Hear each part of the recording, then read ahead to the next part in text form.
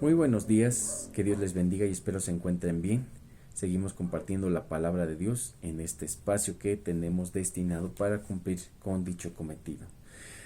Vamos a orar para que Dios nos dé la sabiduría, para que Dios nos permita tener la claridad y poder predicar el Evangelio de manera precisa.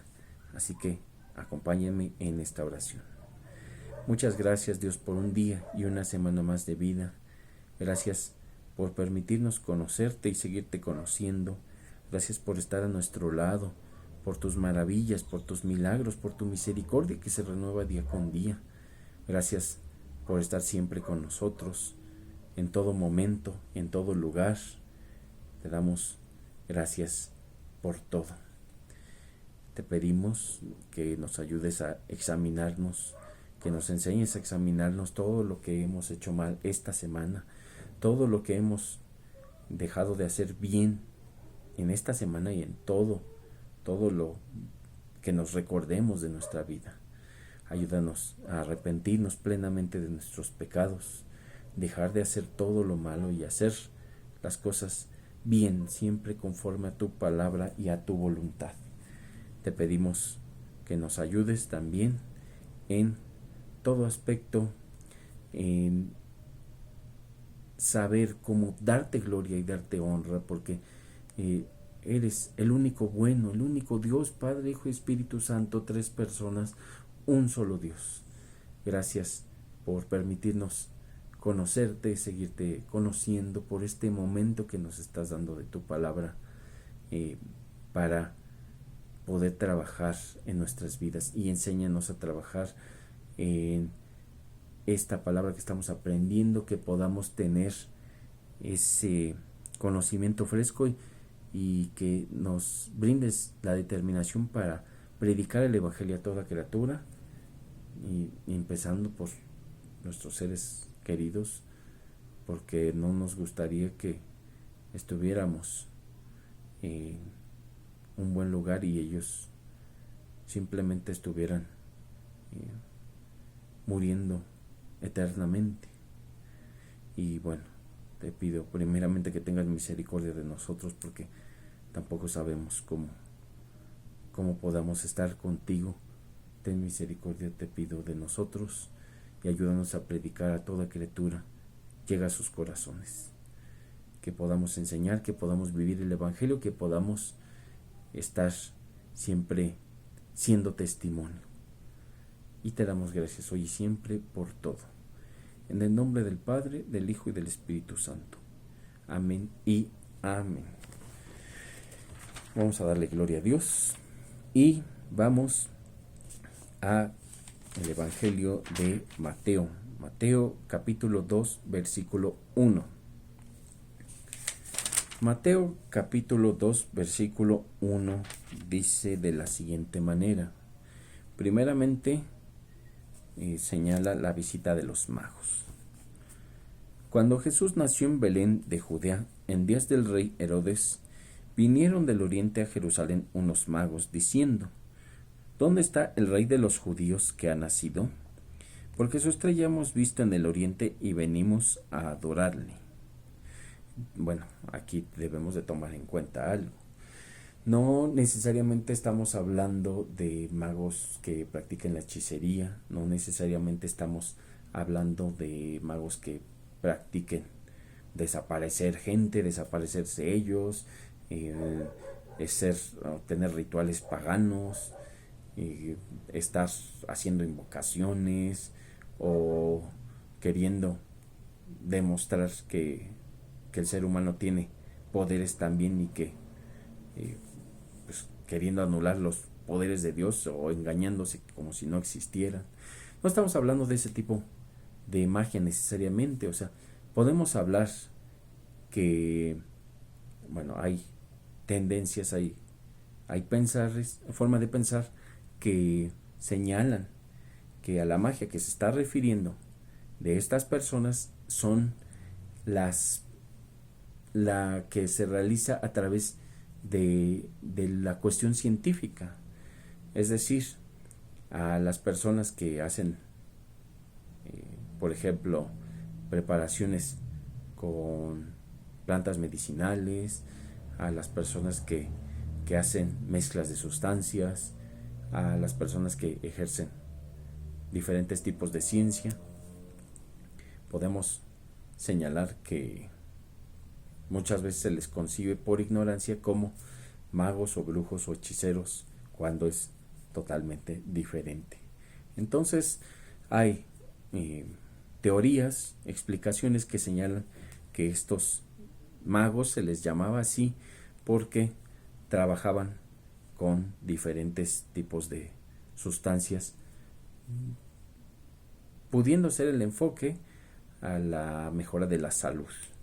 Entonces era más fácil llamarles magos o hechiceros que científicos, obviamente por diferentes razones, de que en primera la ciencia no tenía mucha amplitud como en otros tiempos, y en segundo lugar porque no había una vinculación en cuanto a avances y conocimientos científicos con pues este tipo de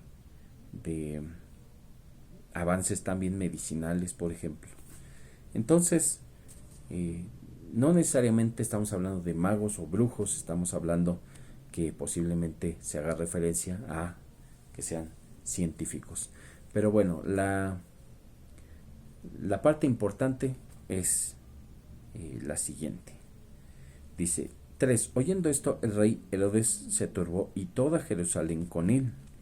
Y convocados todos los principales sacerdotes y los escribas del pueblo, les preguntó dónde había de nacer el Cristo. Ellos le dijeron: en Belén de Judea, porque así está escrito por el profeta. Y tú, Belén de la tierra de Judá, ¿no eres la más pequeña entre los príncipes de Judá? Porque de ti saldrá un guiador que apacentará a mi pueblo Israel. Y muy importante aquí, muchas personas lo que esperaban falsamente o de manera equivocada de Cristo era un rey que naciera en una cuna de oro, con un ejército numeroso, con recursos casi ilimitados a nivel económico, con medios militares poderosos y un poder, como estamos mencionando, un poder militar elevado en expansiones de territorios, una actitud conquistadora. Ellos esperaban a un Mesías en ese tenor, pero nosotros que conocemos la palabra nos damos cuenta que el Mesías es en un tenor enfocado mucho más amplio que un simple conquistador, porque conquistadores la historia nos ha dado de montones, pero Mesías solamente uno, el Hijo de Dios, el mismo Dios, en una persona diferente, que no es el Padre ni el Espíritu Santo, pero el mismo Dios.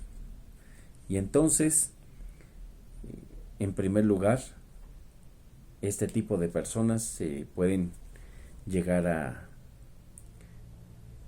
poner mal, porque ellos, así como los fariseos, tenían el conocimiento pleno de la palabra, o sea, sabían la sana doctrina. Los fariseos sabían cómo,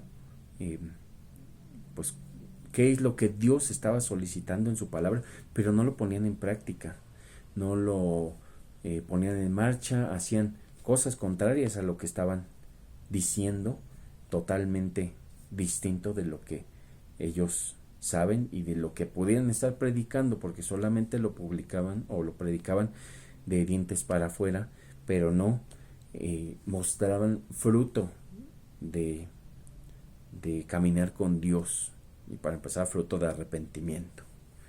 Y entonces esto les pegó a las personas que tenían rango en ese momento, porque saben que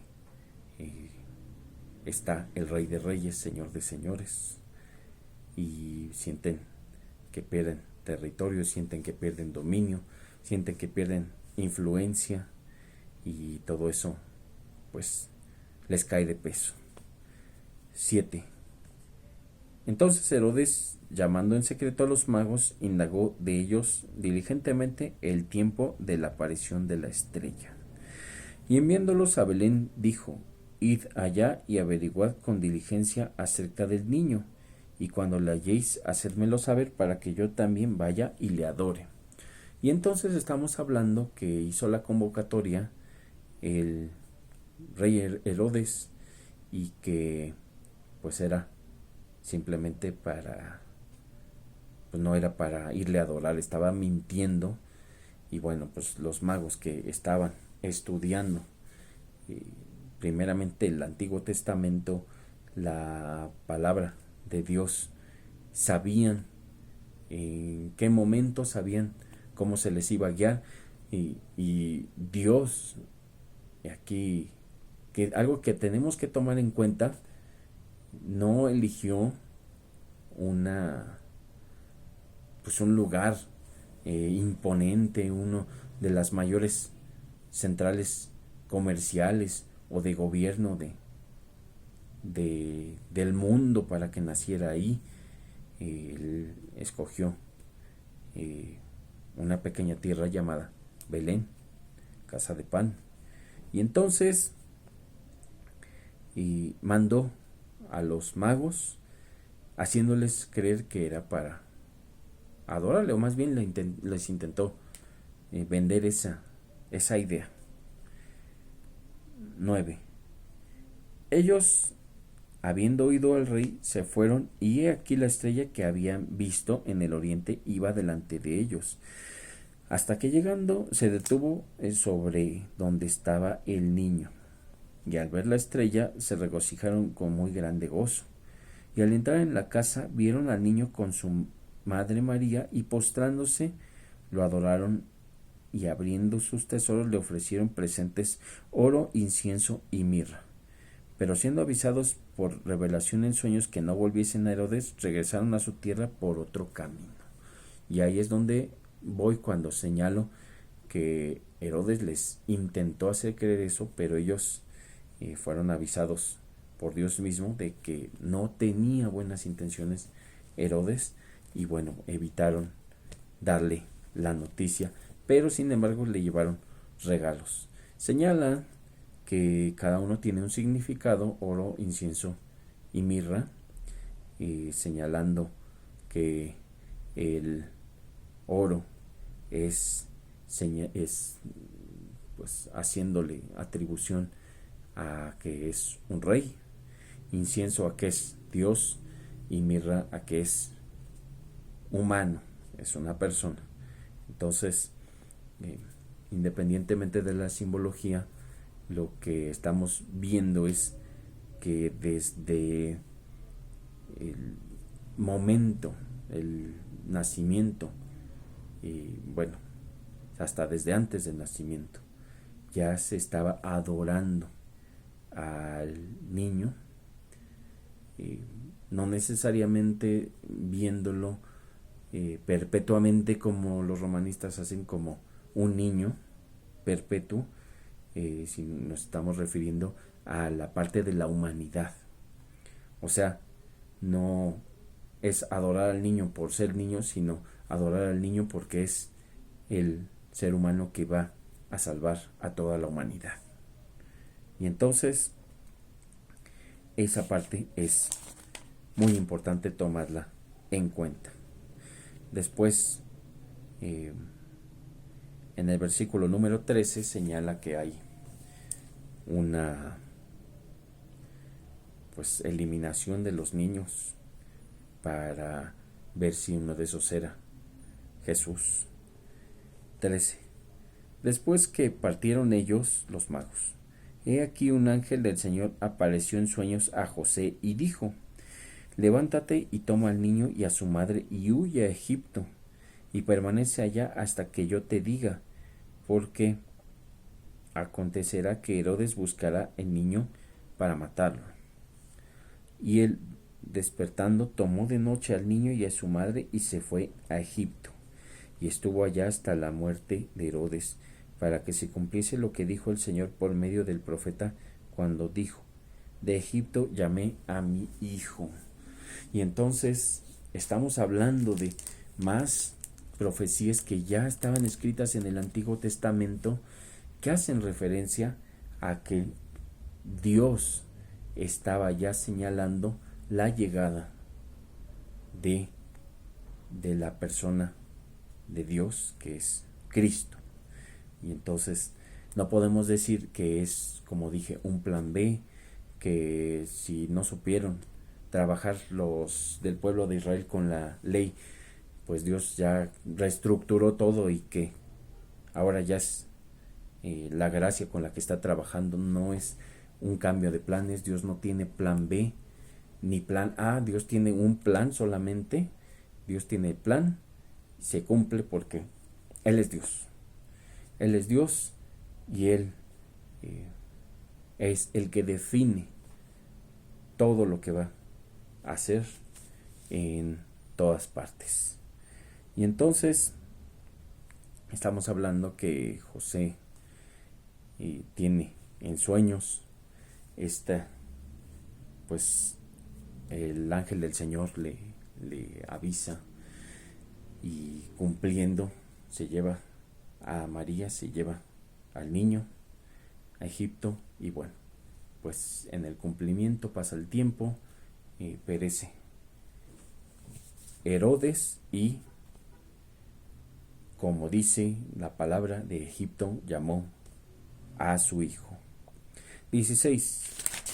Herodes entonces, cuando se vio burlado por los magos, se enojó mucho y mandó matar a todos los niños menores de 2 años que había en Belén y en todos sus alrededores, conforme al tiempo que había inquirido de los magos.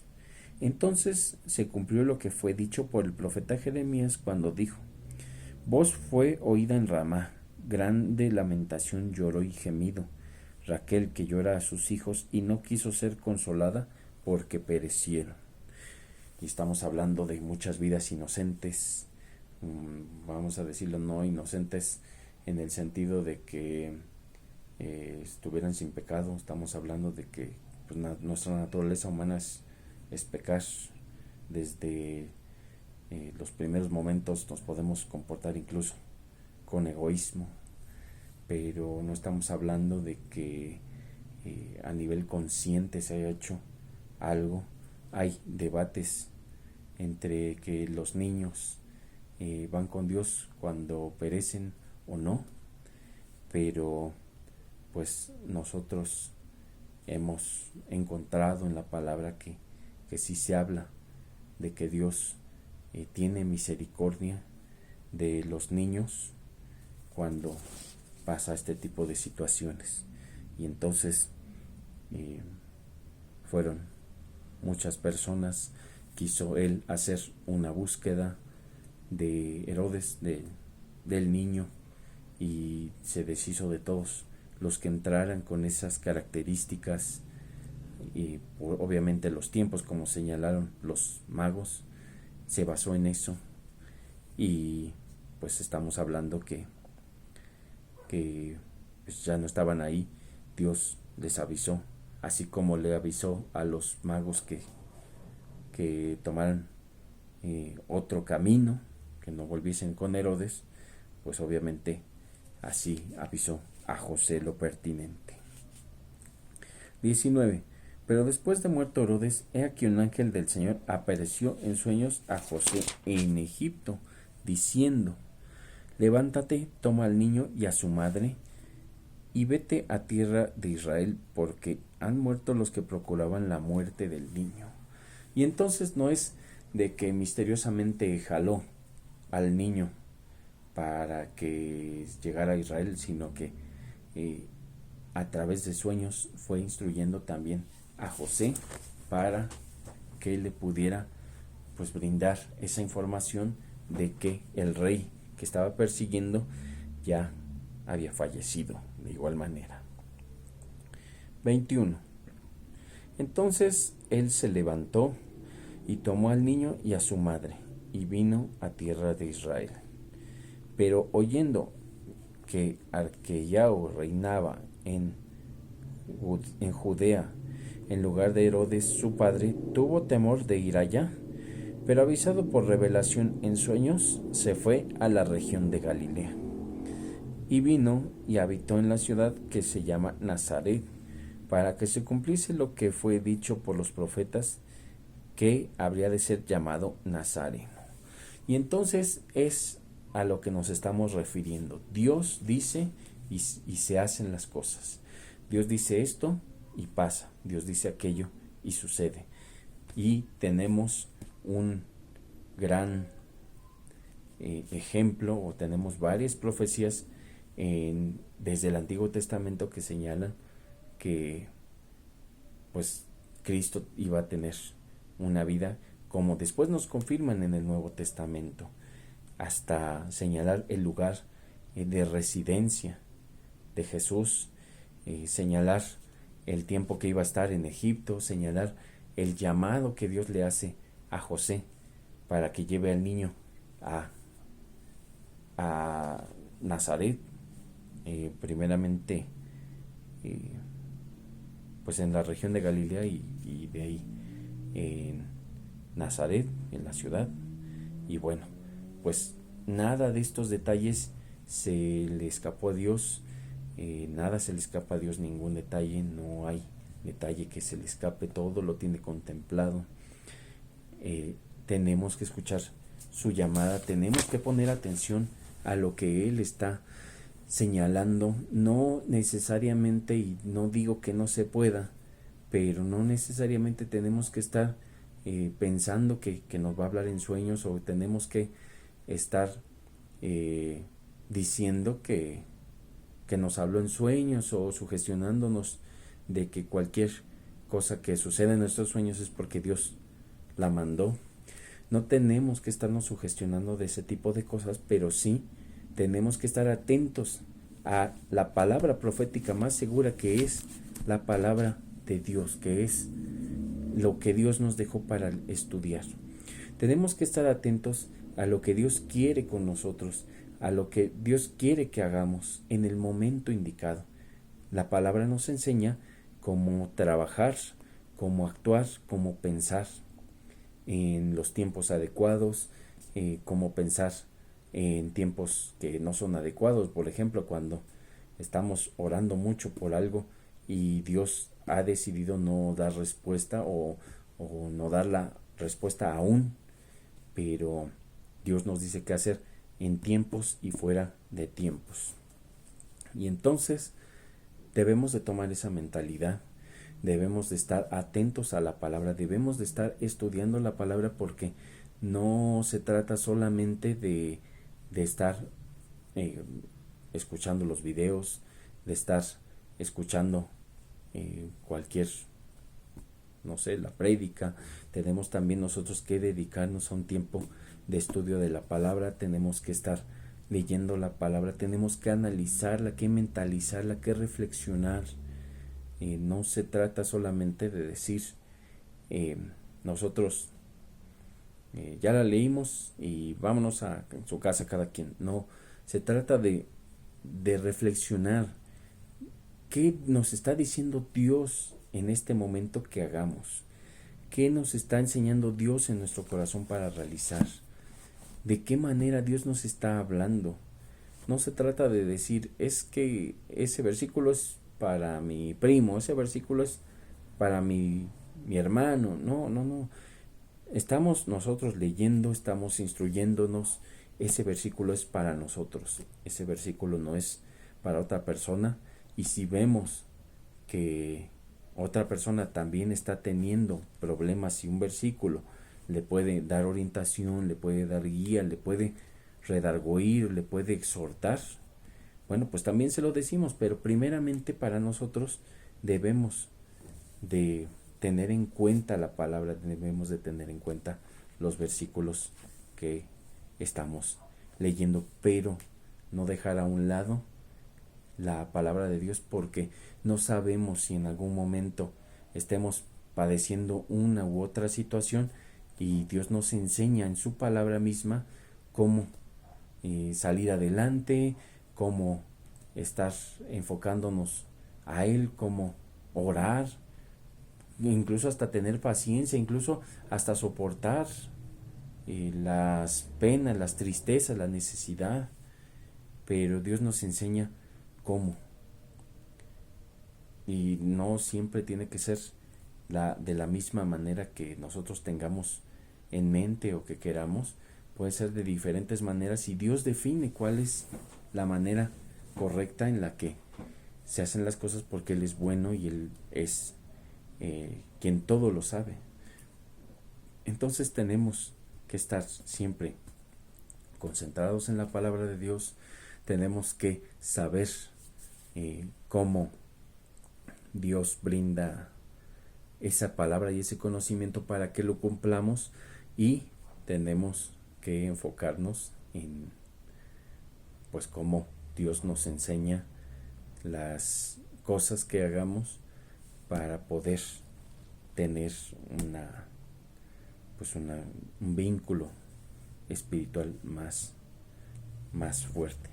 Pero lo que vamos aquí es que debemos de tomar en cuenta que Jesús no es el rey que esas personas esperan. Jesús es mucho más. Jesús es quien nos predicó con el ejemplo, quien nos enseñó muchas cosas, quien padeció no solo como nosotros, sino cosas muchísimo peores que no podemos ni tolerar ni un poquito de eso.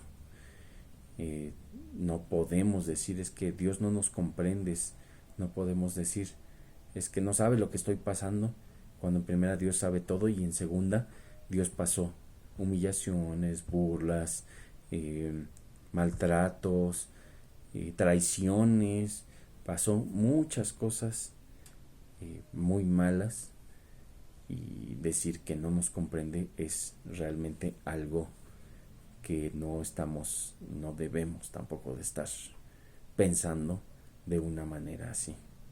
Y entonces vamos a darnos cuenta que Dios no solo sufrió como nosotros, sino sufrió aún muchísimo más que nosotros, de una manera que pues nadie aguantaría, de hecho, porque pues somos gente que nos echamos para atrás de cualquier cosa, nos acobardamos, no renunciamos, dejamos a un lado con tal de no estar sufriendo. Y sin embargo Jesús siguió y fue obediente hasta la muerte, y muerte de cruz, sin deberla ni temerla. Fue Él quien dio la vida por nosotros. Vamos a orar. Muchas gracias, Dios, por enseñarnos la magnificencia de tu vida, de lo que nos enseñaste, de lo que has dejado para nosotros, de lo que has hecho y predicado con el ejemplo, y de dar tu vida por nosotros. Ayúdanos a evitar pensar que tú nunca conociste lo que es estar sufriendo, cuando tú tuviste todos los tipos de sufrimientos y humillaciones en tu humanidad, siendo también Dios, y verdaderamente Dios y humano. Enséñanos, Dios, a ser pues a no doblarnos por las adversidades, a refugiarnos en ti, a leer tu palabra, a aprenderla. Enséñanos a ser más fieles, enséñanos a ser más apegados a ti, que nuestra salvación y nuestra paz en las cosas del mundo, sino en ti, en tu palabra, en seguir tu voluntad. Enséñanos a hacer las cosas bien. Bendice nuestra vida, nuestra familia, la economía y el trabajo. Danos paz y danos tranquilidad. Bríndanos salud física y mental. Ayúdanos en todas nuestras necesidades. Tú sabes cuáles son. Te pido y te ruego que nos ayudes en todas. y a comprender tu voluntad y tus tiempos plenamente. Te damos gracias por todo en el nombre del Padre, del Hijo y del Espíritu Santo. Amén y amén. Muchas gracias por todo y si Dios quiere seguimos compartiendo la próxima semana su palabra. Hasta luego.